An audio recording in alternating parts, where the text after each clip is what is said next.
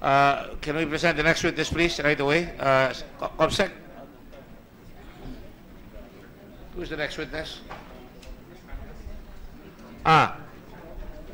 Sergeant Castañas. Is he here? Las Cañas, I'm sorry. Sorry, they're always...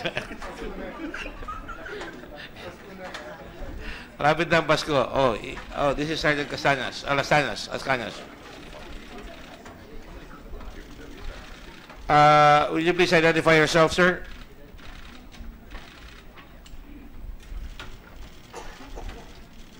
What is your name?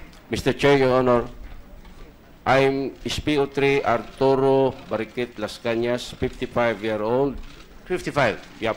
Yes, sir. Tobong, Davao. Born December 16, 1960.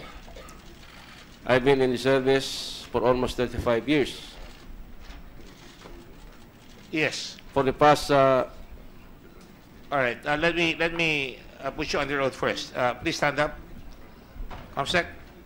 Raise your right hand, please. Do you solemnly swear to tell the truth, the whole truth, and nothing but the truth in this inquiry? You're accompanied by your lawyer. Please identify yourself. Are you the lawyer? Yes, Your Honor.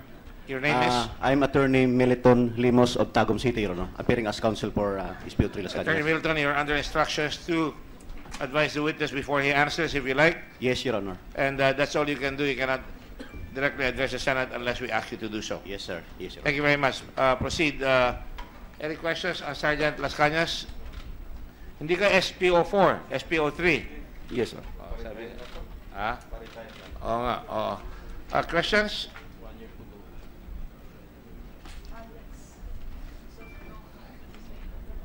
Do you have an opening statement? Meron ka ba preliminary statement? Meron ka ba sasabihin sa Rizay dito? No more, Mr. Chairman. No more? Yeah. Dati ba meron? Ay mo kagad no more eh. Meron ba dati o iniba mo na? You change your mind? None, Your Honor. Wala na kamo. Wala. None, Your Honor. Wala. Why? Okay, sige. Senator De Lima is recognized. You're 55 years old? Yes, Your Honor. Are you older than General De La Rosa? Yes, Your Honor. See, don't sit beside him because you'll become a stereophonic. Ay, 1 month? Thank you. Go ahead. Thank you, Mr. Chair. I actually have a lot of questions for this resource You have the floor. person. Maraming salamat po. Magre-retire na po kayo, Yes, Your Honor. December 16. Yes, Your Honor. Ang nagsabi po sa akin yan ay si Edgar Matobato. Alam na alam daw niya po yung birthday niyo. Yes, Your Honor. Senator, can you bring the microphone closer to you so we can hear you? Thank you. Go ahead. Tandang-tanda daw niya po ang birthday niyo, December 16. Dahil palagi daw po siyang present. Pag nagsa-celebrate kayo ng birthday niyo, taon-taon, every December 16. Aaminin niyo po ba yon?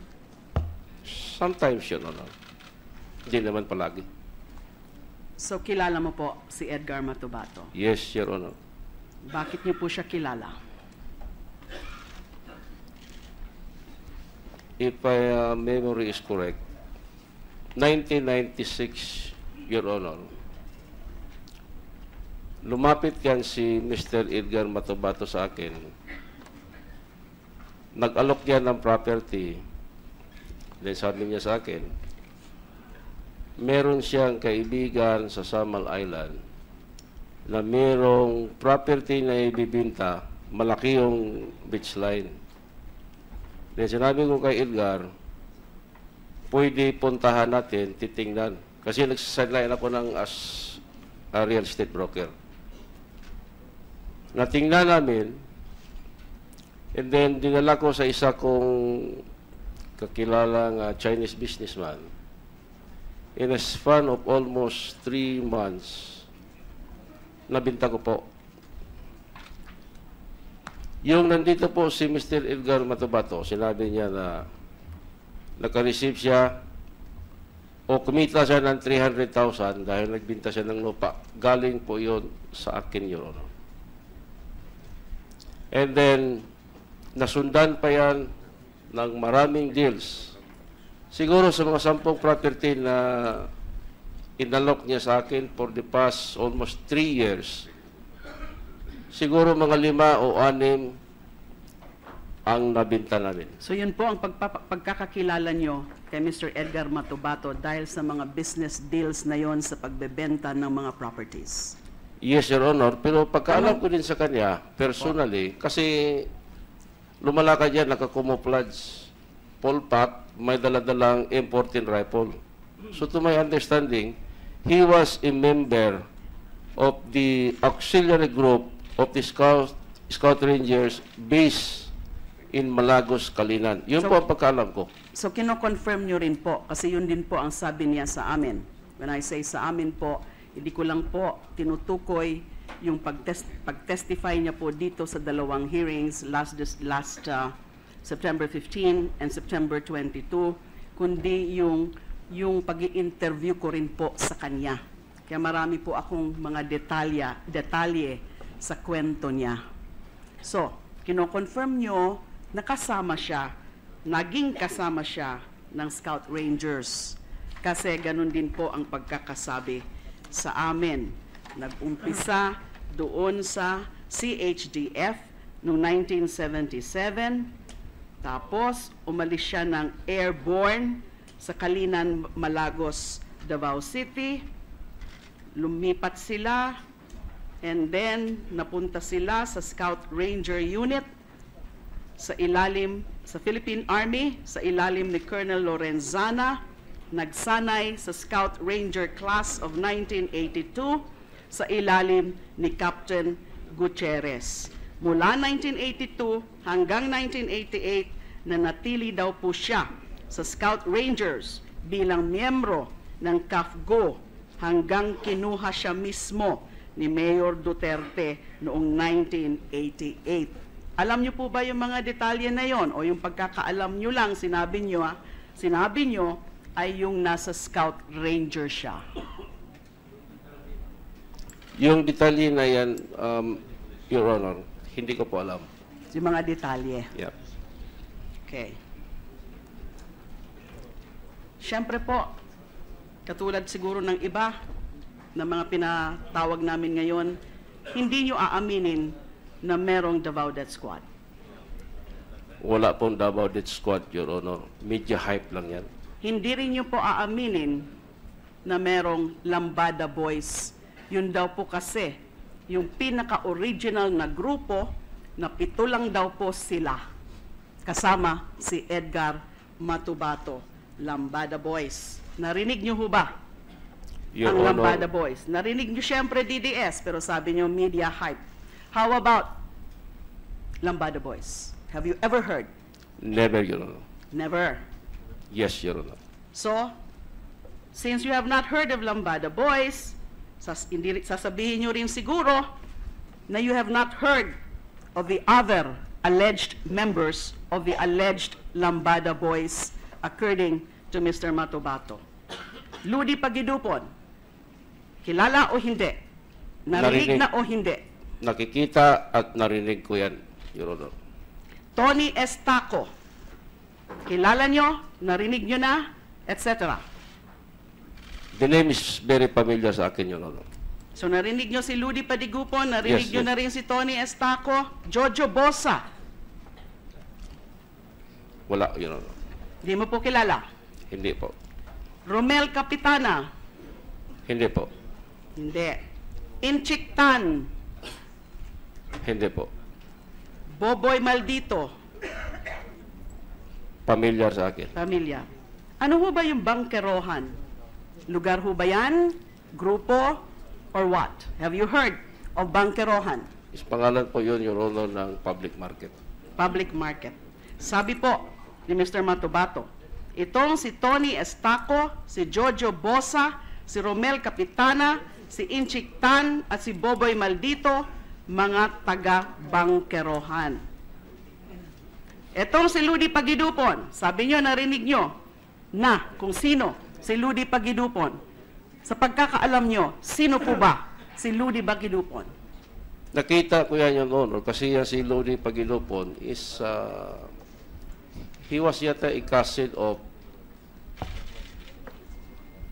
SPO4 Teodoro Pagilupon, pero nag-retire na yan last year. Nag-retire siya as senior inspector, if I'm not mistaken. Kilala niyo ho ba siya personal? Nakita niyo na ho ba siya? Kung kilala personal, hindi. Kung nakita, yes. Nakita niyo na. Yes. Sabi po ni Edgar Matubato, formerly Army Scout Ranger din daw po si Ludi Pagidupon, pero detailed po siya sa Ecoland Terminal. Alam niyo yung Ecoland Terminal? Pagkalam, yes, Your Honor. Pagkalam ko po kay Lodi Pagilupon, he was a member of the RRA, the Rebel Returnees Association. So, rebel returnee po siya, former rebel returnee. Sabi po ni Mr. Matubato, yung mga ilang miyembro ng DDS ay yung mga sinasabing mga rebel returnees. Nung nag-expand daw po yung sinasabi ni Mr. Matubato na una, Lambada Boys, naging DDS, ay meron na rin daw sila ng mga kasamahan ng mga rebel returnees. So sinasabi nyo pala ngayon, si Ludi Pagidupon was also a former rebel returnee. Correct? Yun po, Your Honor, ang pagkalam ko. At sabi pa ni Mr. Matubato, si Ludi Pagidupon daw ang nag-recruit sa kanya para sumama kay Mayor Duterte. Pero si Mayor Duterte ang parang nag-utos kay Pagidupon na kunin siya. Hindi niyo po alam yon? Hindi ko po alam, Your Honor.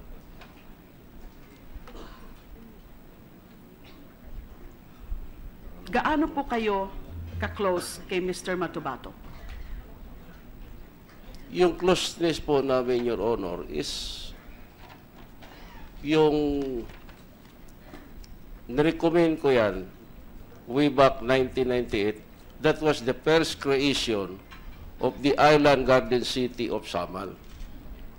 Kasi po, si dating pare na nakilala ko through a common friend. Si former mayor. Yes po, Correct. si Mayor Roger Antalan. Mayor Roger Antalan, sinabi rin po ni Mr. Matubato, former mayor, pare siya. Siya daw ho nagkasal Ako kay na- Mayor Duterte? Hindi ko po alam. Okay, so ano po, again, how close were you? Ako po ang nag-recommend kay With, Mr. Edgar. Matubato doon kay Father Roger Antalan. Para And maging then, ano po? Parang escort niya kasi nanghingi siya ng kung sino pwede makasama niya. So nirecommend ko si Edgar Matubato, since Edgar Matubato is taga doon din sa Samal. Pagkakilala ko po sa kanya, Your Honor, is mabuting tao. Si Matubato. Yes. So nirecommend ko yan kay Mayor Roger Antalan. Nung na-elect siya, pagkaalam ko, na-employ siya sa City Hall sa Island Garden City of Samal. So, in 3 terms po, Empleyado si Mr. Matubato sa Island Garden City of Samal, hindi ng Davao City. yes po, yun pa pagkaalam ko. Okay, so is your word against his word? Sige po. That Go was ahead. 1998. Yung 3 terms po ni Mayor Antalan, employed si Edgar Matubato doon. Bakit siya naging close sa akin? Kasi po, merong 3 portion na property na pinagkatiwala sa akin nung buyer ng property. Ang nangyari po ganito, nung bumaba po ang kupra, kasi yung party ko is 1/3. At saka malayo ang lugar sa Samal. May portion din na malayo. Kung hindi ka magsakay ng motorized bangka, hindi mo ma-reach yung lugar. Since Edgar Matubato is nandoon, nirecommend ko sa may-ari na kung pwede, si Edgar na lang ang magbantay doon, ako ang mag-supervise. So, totoo po na dati po siyang caretaker ni Mayor Antalan. Hindi ko po alam yan. Ang pagkaalam ko po, Pero rinikomenda po nyo siya sa kanya. yes, Bilang ano po? bilang parang bodyguard. Security, Yes. bodyguard, caretaker. Yes, Pero yes. kino-confirm nyo po na na-assign siya kay Mayor Antalan. Although hindi po sigurado ako kung pagkakasabi niya caretaker, bodyguard, or what. Na-assign siya po, na-employ siya sa City Hall ng Island Garden City of Samar. Sa City Hall ng Island Garden City. Pagkakaalam nyo. Opo? Yes, Now, Lord.